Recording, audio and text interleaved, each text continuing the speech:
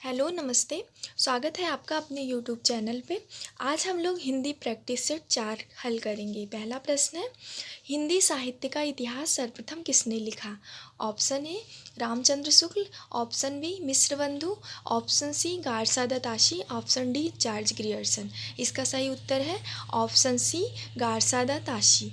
अगला प्रश्न है, हिंदी साहित्य के इतिहास को सर्वप्रथम कालक्रम के अनुसार विभाजित करने वाला लेखक निम्न में से कौन है?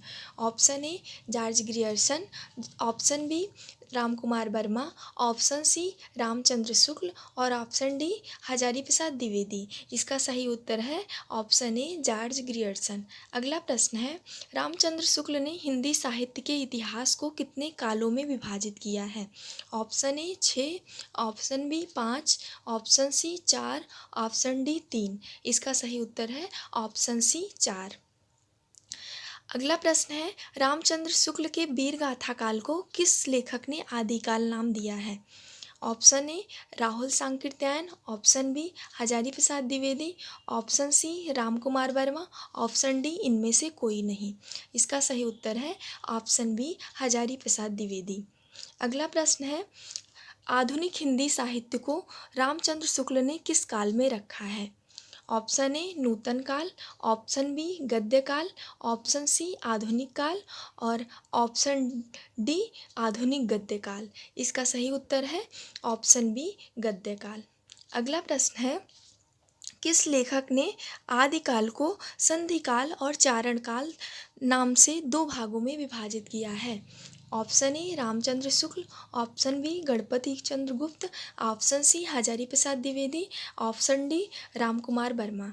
इसका सही उत्तर है ऑप्शन डी रामकुमार वर्मा। अगला प्रश्न है, हिंदी साहित्य के आदिकाल को अपभ्रंश काल का नाम किसने दिया?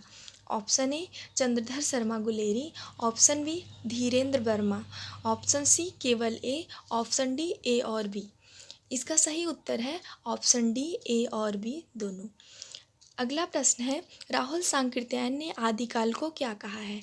ऑप्शन ए चारण काल, ऑप्शन बी अपभ्रंश काल, ऑप्शन सी संधि काल और ऑप्शन डी सिद्ध सामंत काल। इसका सही उत्तर है ऑप्शन डी सिद्ध सामंत काल। अगला प्रश्न है, आचार्य रामचंद्र शुक्ल ने हिंदी साहित्य के प्रारंभिक युग को वीरगाथा काल इसीलिए कहा क्योंकि ऑप्शन ए इस युग में वीर रस का प्रचुर वर्णन हुआ है, ऑप्शन बी इसमें वीर राजाओं का वर्णन है, ऑप्शन सी इस काल के सभी कवि वीर थे, ऑप्शन डी इस युग में वीर गाथा प्रधान कृतियों की प्रचुरता थी। इसका सही उत्तर है ऑप्शन डी इस युग में वीर गाथा प्रधान कृतियों की प्रचुरता थी। अगला प्रश्न है, साहित्य का इतिहास जनता की चित्तवृत्ति का इतिहास है, यह कथन किसका है? ऑप्शन ए गणपति चंद्र गुप्त, ऑप्शन बी रामचंद्र शुक्ल और option C Ramkumar Verma, option D Hazari Prasad Dwivedi. इसका सही उत्तर है ऑप्शन बी आचार्य रामचंद्र शुक्ल। अगला प्रश्न है, हिंदी साहित्य के इतिहास लेखन की परंपरा का सूत्रपात निम्न में से किसने किया? Option A Garcin de Tassy, option B Shiv Singh Sengar, option C Ramchandra Shukla, option D George Grierson. इसका सही उत्तर है ऑप्शन ए गारसादाताशी। अगला प्रश्न है, आचार्य शुक्ल द्वारा रचित इतिहास ग्रंथ का नाम बताइए। Option A Rasmimansa, option B Hindi साहित्य का वैज्ञानिक इतिहास, ऑप्शन सी हिंदी साहित्य का इतिहास, ऑप्शन डी हिंदी साहित्य का अतीत। इसका सही उत्तर है हिंदी साहित्य का इतिहास, ऑप्शन सी। अगला प्रश्न है, हिंदी साहित्य के सर्वप्रथम इतिहास ग्रंथ का रचनाकाल क्या है? ऑप्शन ए वर्ष 1929, ऑप्शन बी वर्ष 1950 ईस्वी, ऑप्शन सी वर्ष 1839 ईस्वी, ऑप्शन डी वर्ष 1883 ईस्वी।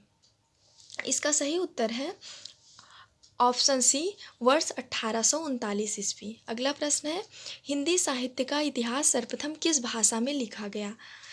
Urdu, option B French, option C Angrezi और ऑप्शन डी हिंदी। इसका सही उत्तर है ऑप्शन बी फ्रेंच। अगला प्रश्न है, उस इतिहास ग्रंथ का नाम बताइए जिसमें लगभग 5000 कवियों का विवरण संकलित है।